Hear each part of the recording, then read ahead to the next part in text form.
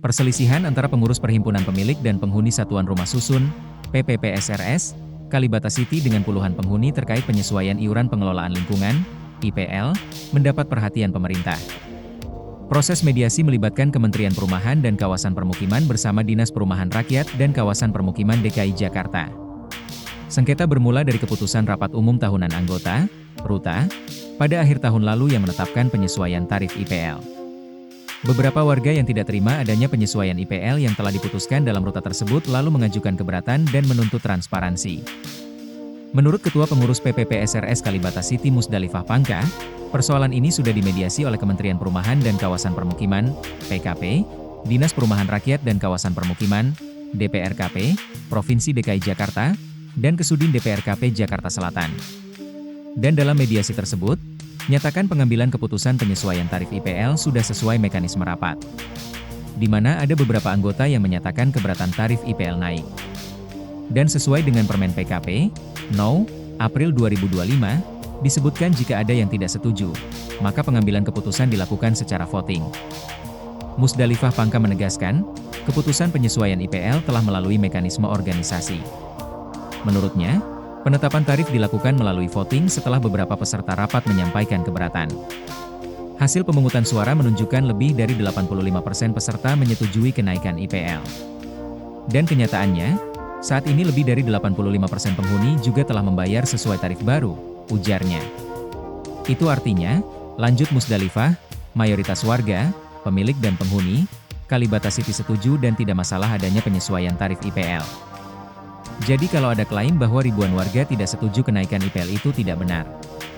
Data kami menunjukkan lebih dari 85% sudah membayar dengan tarif penyesuaian, kata Musdalifah. Polling yang dilakukan oleh kelompok tertentu, kenyataannya akses link polling dibatasi. Sebagian besar pemilik dan penghuni Kalibata City tidak bisa mengakses. Polling itu hanya dapat diakses kelompok tertentu saja, dan kredibilitasnya tidak dapat dipertanggungjawabkan. Ia menambahkan, penyesuaian tarif dilakukan karena selama 7 tahun tidak ada kenaikan, sementara biaya operasional, harga barang, dan kebutuhan sumber daya manusia terus meningkat. Meski begitu ada saja beberapa oknum pemilik dan penghuni yang masih mempermasalahkan dan tidak membayar kewajiban IPL sesuai tarif penyesuaian. Ini tidak menggugurkan keputusan dalam rapat umum. Ini sudah merupakan konsekuensi dalam kita berdemokrasi, tegasnya. Pemerintah nilai prosedur sah sejumlah penghuni kemudian melaporkan persoalan tersebut ke instansi pemerintah.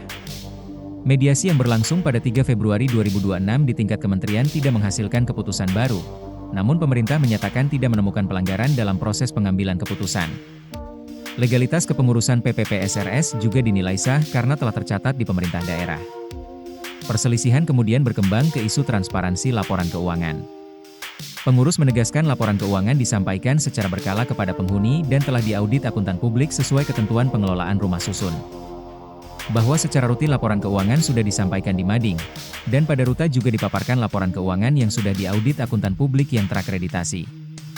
Jadi kalau ada tuduhan PPPSRS kami tidak menyampaikan secara transparan itu sangat keliru, kata Musdalifah. Lebih lanjut, ia menyatakan, pemilik dapat melihat laporan keuangan secara langsung di kantor pengelola. Namun, pengurus menolak permintaan penyalinan dokumen karena dikhawatirkan disalahgunakan. Yang tidak dapat kami terima adalah permintaan mereka untuk mengkopi dan memfoto laporan keuangan. Karena ini rawan sekali disalahgunakan oknum-oknum tertentu untuk kepentingan yang tidak benar. Kalau mereka ingin mengetahui atau melihat langsung kami persilahkan datang ke kantor PPPSRS, kami sangat terbuka, ungkap Musdalifah. Kementerian PKP juga mengamini bahwa laporan keuangan harus transparan, tapi tidak telanjang. Distribusi dokumen keuangan harus dilakukan secara terbatas dan bertanggung jawab. Karena kalau laporan keuangan disebar-sebar, maka sangat rawan dimanfaat orang oleh pihak-pihak yang tidak bertanggung jawab. Upaya mediasi lanjutan pada 13 Februari 2026 di tingkat kota kembali berakhir tanpa kesepakatan. Pemerintah bersikap netral dan menyarankan para pihak menempuh jalur hukum apabila perselisihan tidak dapat diselesaikan melalui musyawarah. Pengurus PPPSRS menyatakan pengurus tidak akan tunduk pada intimidasi dan pemaksaan kehendak dari oknum-oknum tertentu. PPPSRS berkomitmen melindungi kepentingan seluruh warga Kalibata City. Dan terus berupaya menciptakan situasi yang kondusif, aman, nyaman, serta harmonis di lingkungan Kalibata City, agar nilai investasi warga terus meningkat.